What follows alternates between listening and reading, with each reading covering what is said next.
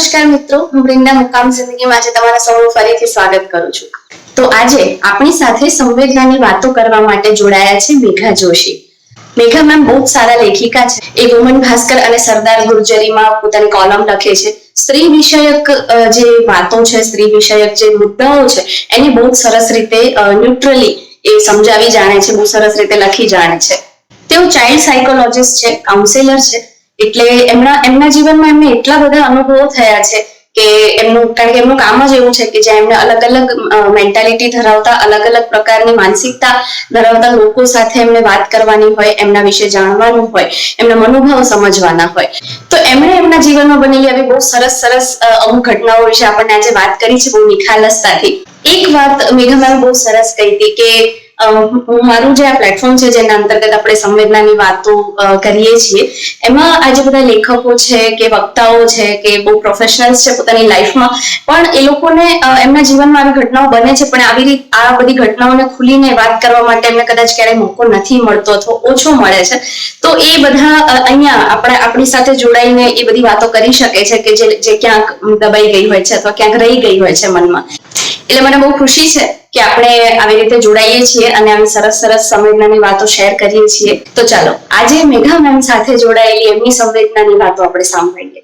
મુકામ જિંદગીમાં વૃંદા, તમારું સ્વાગત કરું છું. કેમ છે? મજામાં. તમારે આટલો બધો સમય આપે એના માટે thank you so much. It's my privilege actually.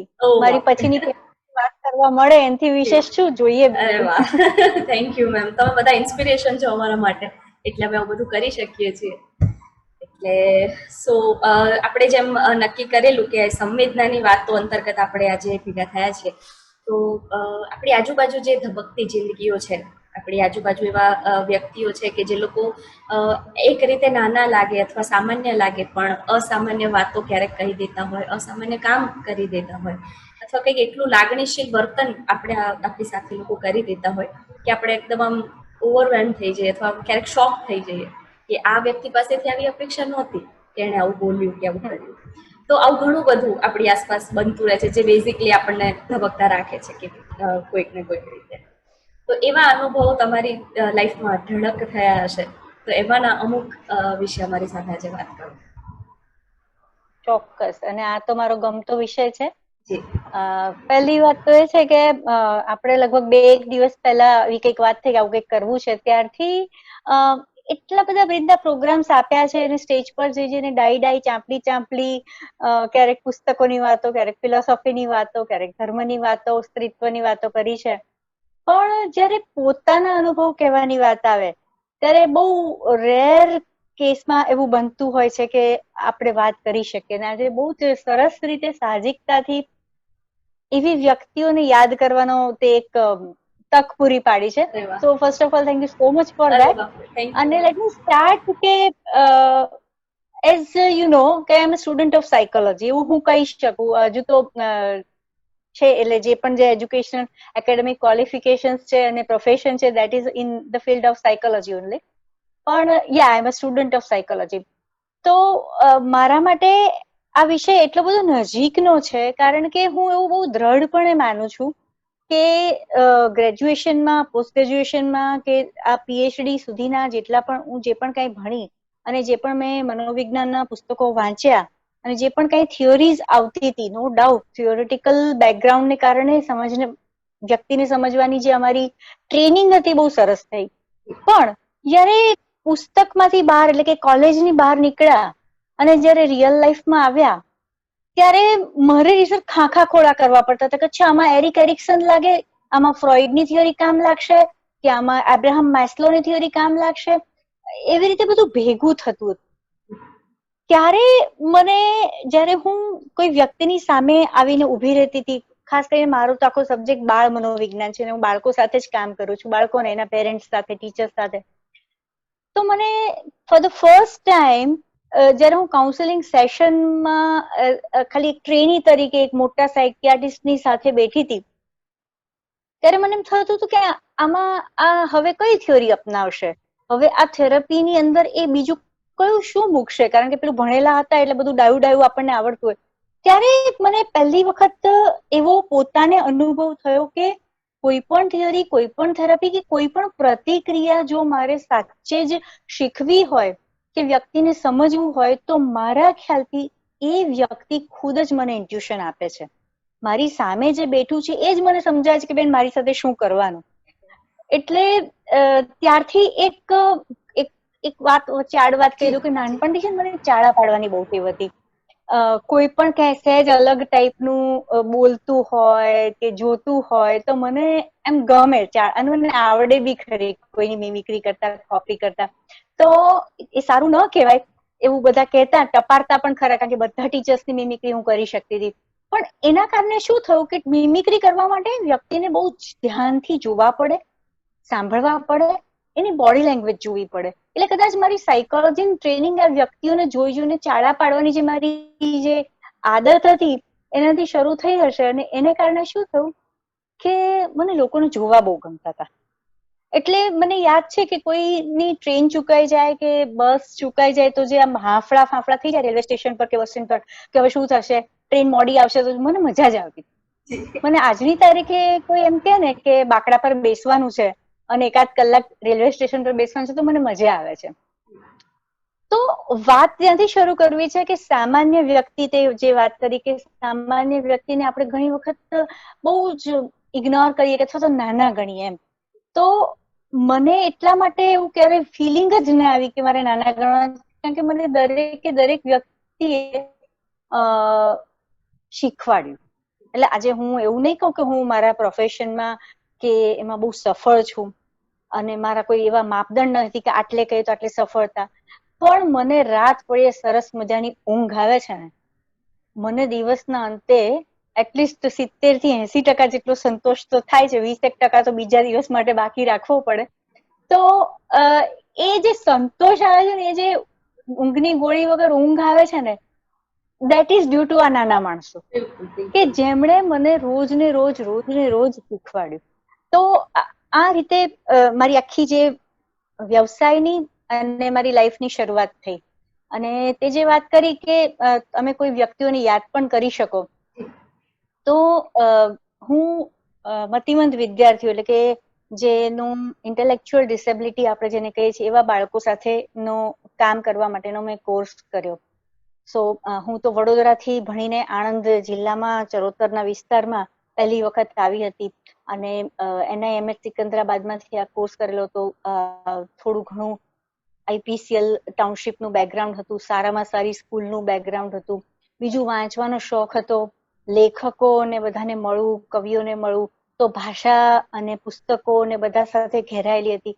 એટલે કહીએ ને કે સો કોલ્ડ આમ થોડા સમૃદ્ધ બેકગ્રાઉન્ડ જેને કહી શકાય એમાંથી આવતી હતી. અને મારે રૂરલ એરિયામાં કામ કરવાનું થયું. તો સૌથી પહેલી વાત જ્યારે મને જોબ મળી ત્યારે મને એવું કહેવામાં આવ્યું કે તમે આ જોબ માટે મિસફિટ છો, પણ તમારી મેરિટ બહુ છે એટલે માટે તમને લેવા પડશે. મેં કીધું કે મિસફિટ કઈ રીતે છું? તો કે એ રીતે છો કે તમે થોડાક આમ હાઈફાઈ લાગો છો અને આ નોકરી હાઈફાઈ લોકો માટેની નથી. એટલે ત્યારે મને સૌથી પહેલું મારે એ તોડવાનો વખત આવ્યો કે અચ્છા આપણે કોઈક રીતે આપણી બોડી લેંગ્વેજ ક્યાંકથી ખબર નહીં કેમ પણ મને એવું હાઈફાઈ કહેવામાં આવ્યું. ટૂંકમાં બતાવું તો જ્યારે સૌથી પહેલા મને એક નાનકડી છોકરી, લગભગ નાનકડી એટલે 8-9 વર્ષની છોકરી હશે કે જેને સ્પાસ્ટિસિટી હતી, મેન્ટલ રિટાર્ડેશન પણ હતું અને મને એ પેશન્ટ તરીકે આપવામાં આવી. એક સાવ નાનકડા ગ્રામ્ય વિસ્તારની છોકરી હતી, સલમા એનું નામ હતું. અને મને જ્યારે એની સાથે કામ કરવાનું વાત આવી, શેતરંજી પર બેસીને ગામડાની પ્રાથમિક સ્કૂલમાં બેસીને એની સાથે જે કામ કર્યું, કામ કર્યા પછી 6 મહિના પછી એણે સૌથી પહેલી વખત મારા હાથથી પેન પકડી અને એ વખતે એ પે એવું બોલી. એટલે મને એવું લાગ્યું કે મને કંઈક કહી રહી છે. અને એણે પેન અને બેન આ બંને સાથે કહ્યા. એટલે મારા હાથમાંથી પેન પકડી એટલે પહેલી વખત એની આંગળી ચાલી અને પહેલી વખત એની જીભ પણ ચાલી અને એને બેન કહ્યું. યુ વોન્ટ બિલીવ કે સ્કૂલના બધા જ શિક્ષકો ભેગા થઈને જોરથી તાળીઓ પાડી, કારણ કે that was the first word કે એના મોઢેથી નીકળ્યો. તો એના મોઢેથી ક્યારે મમ્મી શબ્દ પણ નહોતો નીકળ્યો. એટલે કોઈક દોડતું એની મમ્મીને બોલાય આવ્યું અને આફિયા કે એવું કંઈક નામ હતું, અત્યારે યાદ પણ નથી કારણ કે 18 વર્ષ પહેલાની વાત છે. પણ એ દોડતી આવી અને એને ફરીથી પેલીને આપણે સલમા પાસે કરાવડાવ્યું, બેન બેન બેન, અને એને વાત કરી. હું તો પછી બીજા કેસમાં જતી રહીને પછી પાછી જયારે 10 દિવસે પાછી એ જ ગામમાં ગઈ ત્યારે એ ગામમાં એક મોટો ટાવર જેવો હોય ત્યાં એ આફિયા અને સલમા ઉભા હતા અને એને મારી જે રાહ જોઈ છે. અને જયારે હું સ્કૂલમાં એન્ટર થઈ ત્યારે એ જે દોડીને આવીને એના જે મેલા ઘેલા કપડા માંથી એને મને કીધું કે તમે એમ કે અમારા ઘરનું લો, એટલે કદાચ નાત જાતનું કદાચ એને કોઈ હોય કે એ કયા ફેમિલી માંથી આવતી હતી. મેં કીધું ના ના હું તો કશું લેતી નથી, કઈ નહીં, મારી તો ફરજ હતી. તો કે ના તમે લો. અને એને છે ને જે આખી ઓઢણી આમ છૂટી કરી અને એમાંથી ખાસા બધા આમળા નીકળ્યા અને એને મને કહ્યું કે મારી પાસે આ આમળા સિવાય કઈ નથી એમ. તે દિવસે એટલે એને જે ગ્રેટિટ્યુડ બતાવવાનો હતો કે જે પણ એને આભાર કહેવાનો હતો, તો એ દિવસે પહેલી વખત મને એવું થયું કે આજે મારું ભણ્યું ને મારો પગાર વસૂલ એમ. તો એ જે આફિયામાંથી મને એક વસ્તુ જે સૌથી પહેલી શીખવા મળી કે તમને જે કોઈને થેન્ક યુ કહેવું હોય ને ત્યારે વાર નહીં કરવી એમ. કારણ કે બહુ નાની નાની વસ્તુમાં આપણે લોકોની મદદ લેતા હોઈએ છીએ પણ આપણે બહુ જલ્દી ભૂલી પણ જતા હોઈએ છીએ. એવો કોઈ કૃતજ્ઞતાનો ભાવ આપણી અંદર બહુ જાજો સમય રહેતો નથી. આપણે હંમેશા લોકોને એન્ટાઇટલ ગણ કે એ તો હવે કરે જ ને આપણી માટે, એટલું ના કરે તો કોની માટે કરે. એટલે આપણા ટાઈપના જે આપણા, એટલે હું તને પણ એમાં સાંકળી લઉં છું, પણ જનરલી આપણે એવું માની લેતા હોય છે કે ભાઈ આપણે તો પ્રિવિલેજ્ડ વ્યક્તિઓ છે એટલે આપણા માટે તો લોકો કરવાના જ છે ને એમ. પણ બહુ જ નાની વાતમાં એ ગામડાની ઓરતે મને કંઈ જ ના આપ્યું હોત, મારી તો પાર્ટ ઓફ જોબ હતી, મને તો સરકાર પગાર આપતી હતી, છતાં પણ એને 10 દિવસ રાહ જોઈ અને જે દિવસે એને ખબર પડી કે બેન ગામમાં આવવાના છે તો એ આમળા સાથે તૈયાર હતી. તો આ તે મને યાદ કરાવડાવ્યું કે મારે કોઈને પહેલા જો કોઈને યાદ કરવા હોય તો હું આને કરી શકું. My pleasure ma'am, thank you so much. બહુ જ સંવેદનશીલ વાત કરી તમે આ. અને ખરેખર આમ મને એવું તમે કહેતા હતા ત્યારે હું આખું આ દ્રશ્ય ઇમેજિન કરી શકતી હતી. એટલી સરસ રીતે તમે વાત મૂકી છે. પછી શું થાય કે પછી છે ને આપણે જયારે ધાર કાઢવાનો વખત આવે ને આપણી જાતને, ત્યારે આ બધું કામ લાગે. કારણ કે ઘણી વખત કેવું થાય છે કે આપણને બહુ જલ્દી વસ્તુઓ મળી જાય છે એટલે કદાચ એની અહેમિયત જે હોવી જોઈએ ને એ વ્યક્તિની, વસ્તુની, લક્ઝરીની કોઈની પણ આપણને રહેતી નથી. એટલે ટેકન ફોર ગ્રાન્ટેડ એટલી હદે આપણે કરી લઈએ છીએ. દરેક પરિસ્થિતિને પણ ટેકન ફોર ગ્રાન્ટેડ, વ્યક્તિને તો કરીએ જ છે પણ જેટલું અંગત આવતું જાય છે બધાને ટેકન ફોર ગ્રાન્ટેડ કરીએ છીએ. અને મારે તો કેવું છે વૃંદા કે હું મધુરિમા પૂર્તિમાં વુમનોલોજી કોલમ લખું છું દિવ્ય ભાસ્કરમાં, અને એ પહેલા પણ સ્ત્રીઓ વિશેનું કંઈ પણ હોય તો આપણને ગમે એમ સ્ટેજ પર ચડીને બોલવું. એટલે જેન્ડર સેન્સિટિવિટીની વાત હોય તો જરાક 2 કિલો પેલું કહેવાય ને કે વજન વધારે આવે આપણા અવાજમાં, એટલે મોટા અવાજે બોલતા આવડે એ બધું કહેવામાં. તો સ્ત્રીને હિંમત હોવી જોઈએ અને આ ને તે ને એવું બધું સરસ સરસ બોલતા આવડે, ઘણા બધા કોટેશન આવડે. આ આખી જે પ્રોસેસ હતી ને એમાં હંમેશા મને એવું થતું કે સાચે જ જો કોઈને હિંમત ગણવી હોય કે સાચે જ ઓળખ મેળવવી ગણવી હોય તો જનરલી નાનપણથી એવું શીખવવામાં આવ્યું હતું આપણને કે ક્યારે પણ સારા ઉદાહરણો હોય ને તો રાઈટ ફ્રોમ ઝાંસીની રાણી to Indira Gandhi to Kiran Bedi to Sunita Williams, right, બધું આવું સરસ સરસ જ ચાલતું હોય. એટલે મને કાયમ માટે એવું થતું કે કોઈ હશે બીજી એવી સુનિતા એમ. તો સાચે મારી લાઈફમાં એક વખત આવી એવી સુનિતા તો નહીં પણ સવિતા નામની એક સ્ત્રી આવી અને હું તો વર્લ્ડ ફોટોગ્રાફી ડે હતો તો મને બધી ચળ ઉપડી હતી કે કંઈક નવું લખું કે કંઈક નવું કામ કરું. અને એ જ વખતે કંઈક મારે કોકને મળવાનું થયું મારા પોતાના પોર્ટફોલિયો માટે, તો એમણે મને બહુ સરસ સજેસ્ટ કર્યું કે એક સ્ત્રી છે કે જે ફોટોગ્રાફર છે. એટલે આપણે તો સ્ત્રી ફોટોગ્રાફર એટલે કલ્પના એવી હતી કે સરસ મજાનું જેકેટ પહેર્યું હશે, સ્માર્ટ લુક હશે, જીન્સ આમ હશે, સરસ મજાના કેમેરા હશે. એટલે વાત એ છે કે આપણે હંમેશા પ્રી ઓક્યુપાઈડ બિહેવિયરમાં હોઈએ એટલે પ્રેમ બાંધી દઈએ કે અચ્છા ફિમેલ ફોટોગ્રાફર એટલે આવું આવું હશે. નામ સવિતા હતું એટલે મને એમ હતું કે કંઈક હશે લોચો. નામ તો ના હોય કારણ કે ફિમેલ ફોટોગ્રાફરનું નામ તો મેં તો આમ સચિન પુચિન એવા બધા વિચારી રાખેલા.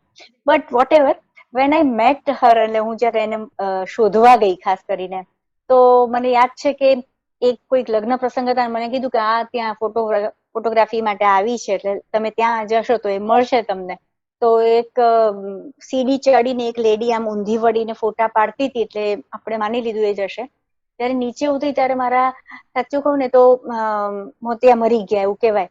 કારણ કે સાવ મેલું ઘેલું ટાઈપનું એક આમ શર્ટ અને સાદું એવું પેન્ટ પહેર્યું હતું, તેલ વાળો ચોટલો હતો. અને મેં કીધું સવિતાબેન? તો કે હા હું પોતે. મેં કીધું મારે આ રીતે વાત કરવી છે ને મારે તમારા વિશે ન્યૂઝપેપરમાં લખવું છે ને. અને પછી વાતમાંથી વાત શરૂ થઈ. મને કે આજે તો અમારે ફોટોગ્રાફી પતાવી પડે એમ છે ને, હમણાં વિદાયનો પ્રસંગ આવશે એટલે હમણાં મારે તમારી સાથે વાત કરવાનું શક્ય જ નથી એમ.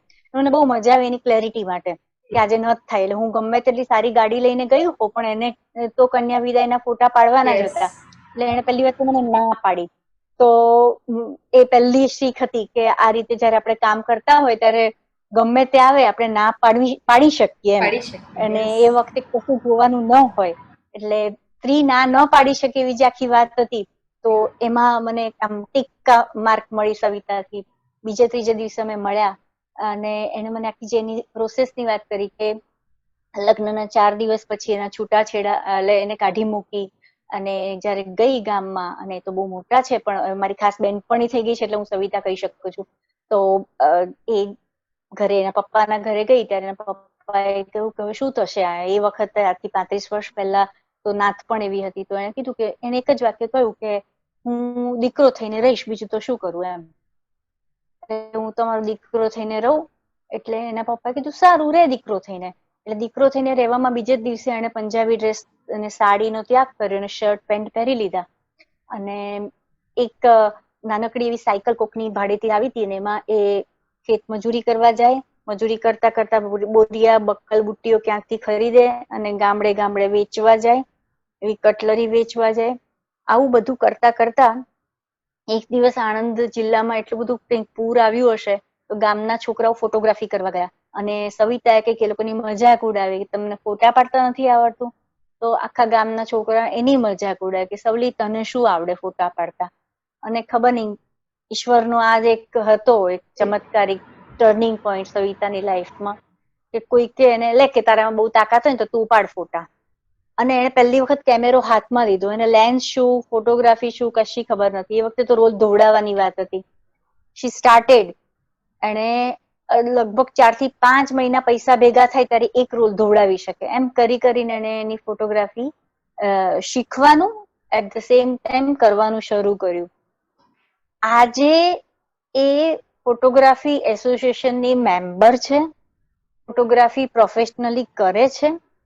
હજુ પણ એ જ ગામમાં એ જ કાચા ઘરમાં ભેંસોની સાથે રહે છે.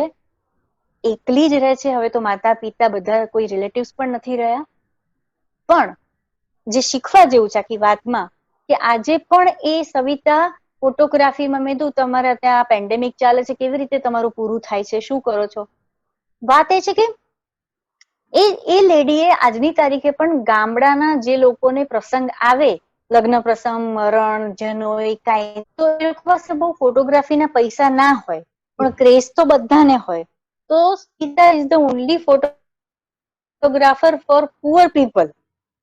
એટલે એ એવા એનાથી જે ગરીબો હોય એના ફોટોગ્રાફી કરે અને જેની પાસે જે પૈસા એને સવિતાના આલ્બમ માટે આપે. સવિતા આજ સુધી આલ્બમના પૈસા પણ ફિક્સ નથી કર્યા કે મારે 3000 જોઈશે કે 4000 જોઈશે, પણ ફોટા જબરદસ્ત પાડે.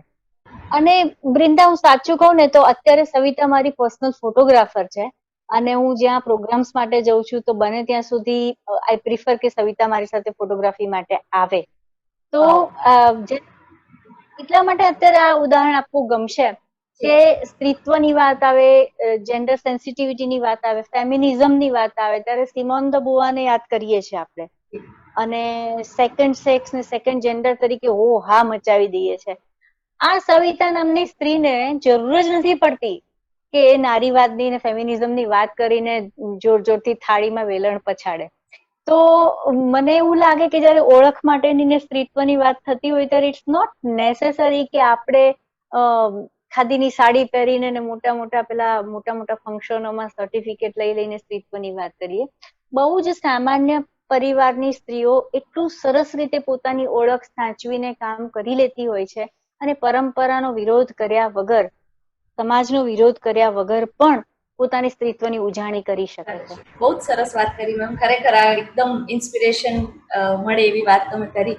અને આવી અનેક સ્ત્રીઓ, આમાં તો આપણે આવી એકાદીની વાત આપણે સુધી પહોંચે છે તો આપણને ખબર પડે છે. બાકી આવી કેટલી બધી સ્ત્રીઓ છે કે જે લોકોએ અલગ અલગ રીતે પોતાની લાઈફમાં સ્ટ્રગલ કર્યું છે, કે પોતાની લડાઈઓ લડી છે. અને આપણને એનું મતલબ એનું એ કઈ ગાય વગાડીને, જેમ તમે કહ્યું એમ, કહેતી નથી એટલે આપણા સુધી કદાચ એની વાતો પહોંચતી નથી. એટલે આ બહુ જ સરસ વાત કરી તમે મેમ. યસ, આવું હજી કોઈ તમને પ્રસંગ કોઈ આવી રીતના લાઈફમાં મળ્યું હોય, કે ક્યાંક કોઈ એવી ઘટનાના તમે સાક્ષી બન્યા હો ને તમને એવું થયું હોય કે આ જબરજસ્ત છે, તો એવું કંઈક શેર કરો મેમ. મારા જે અલગ અલગ પેશન્ટ થઈને આવેલા બચ્ચાઓ જે બધા છે આજ સુધીના, એ લોકોએ મને બહુ સરસ શીખવાડ્યું છે.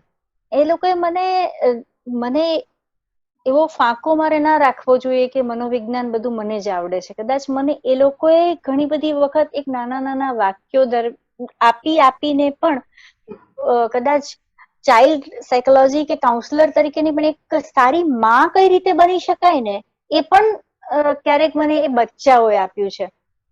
એટલે એક બહુ નાની નાની વાત હોય કે લોકો મારા કાઉન્સેલિંગ રૂમમાં આવે અને મને એમ કે હે મેડમ, ત્યાં મમ્મી પપ્પા માટે કાઉન્સેલિંગ નું કઈ નહીં હોય?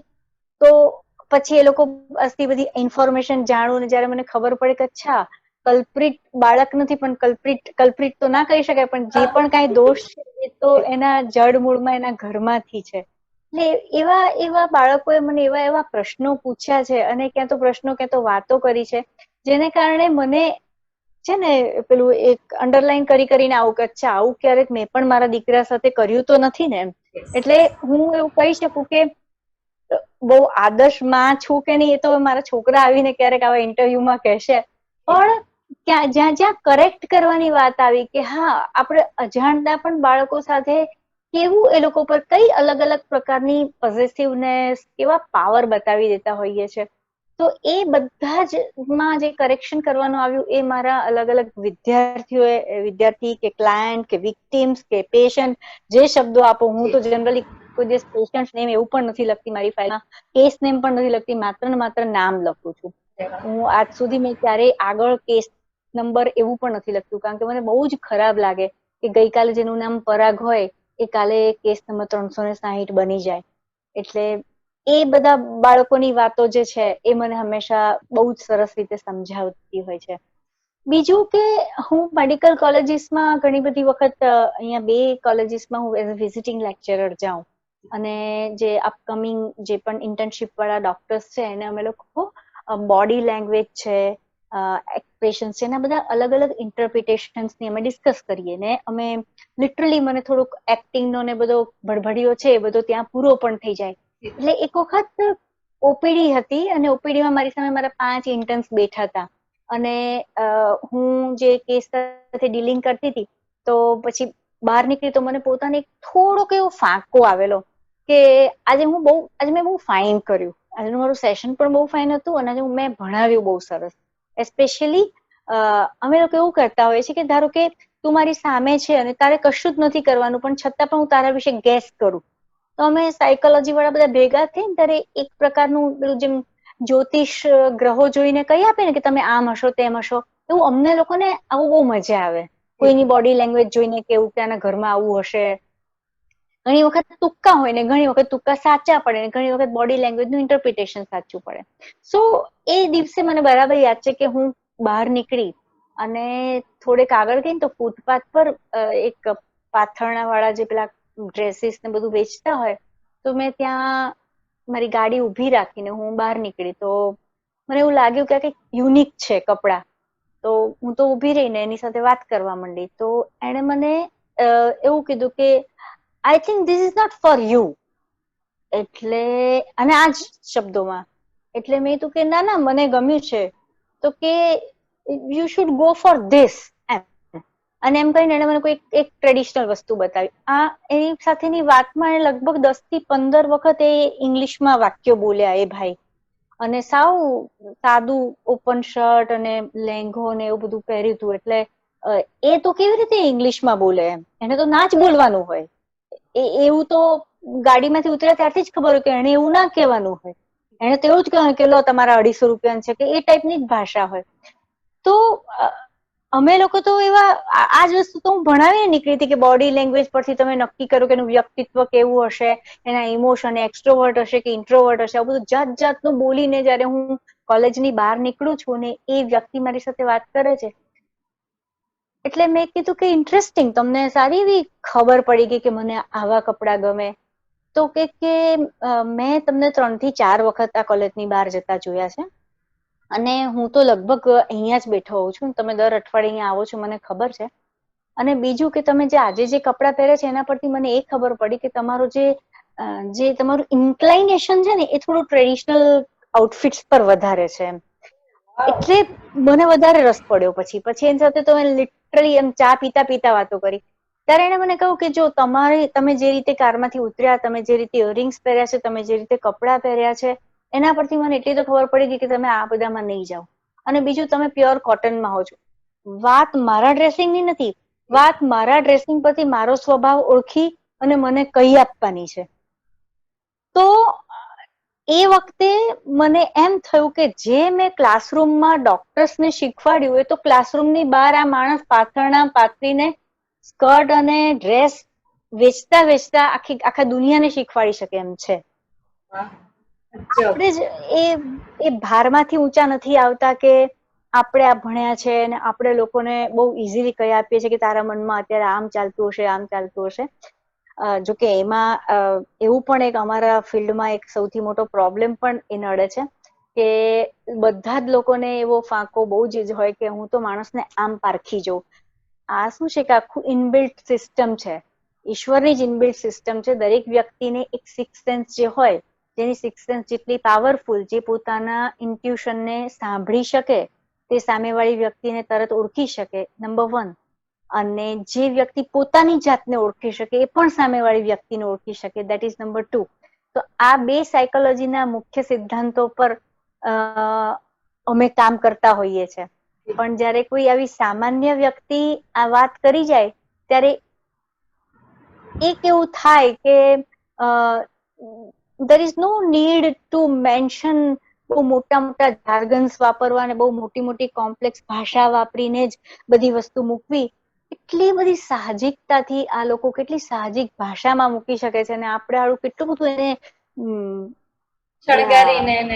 ચાંદીના ને એના રેપરમાં પેક કરીને વસ્તુ લોકોને આપે છે.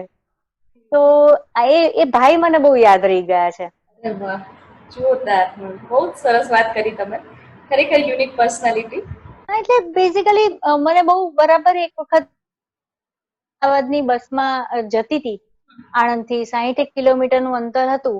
37 જેવા બસમાં બેઠા હતા અને એક કંડક્ટર બધાને જે રીતે ટિકિટ આપવાની એ રીતે આપતો હતો.